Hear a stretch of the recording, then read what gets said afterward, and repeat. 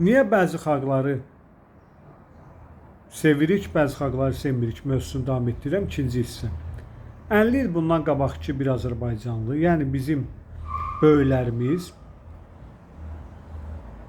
Gürcünü Özbəkdən, Qırğızdan, Türkməndən özünə daha yaxın bilirdi. Türkiyə türkündən özünə daha yaxın bilirdi. Niyə? Çünki o düşünürdü ki, Gürcü də Qafqazlıdır, mən də Qafqazlıyam. Özbək, Qırğız Orta Asiyalıdır. Türkiyə türkü ümumiyyətlə başqa bir dövlətdəndir. O niyə belə düşünürdü?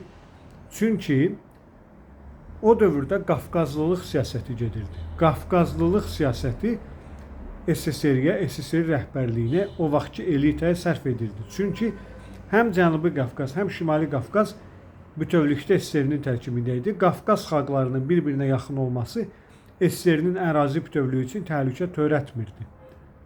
Amma türkülük bilincinin, türkülük düşüncəsinin olması SSR üçün təhlükə idi. Çünki Türkiyə SSR-nin tərkibində deyildi.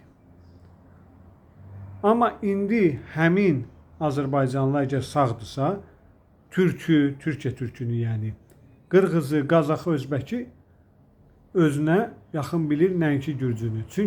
Çünki indi türkülük siyasəti gedir, türkçülük siyasəti gedir, Qafqazlılıq siyasəti getmir. Həmin o Azərbaycanlının nəvəsi, oğlu, qızı Türkiyə türkünü Gürcüdən özünə yaxın bilir. 50 il bundan qabaq, 40 il bundan qabaq Dinamo Tbilisi ilə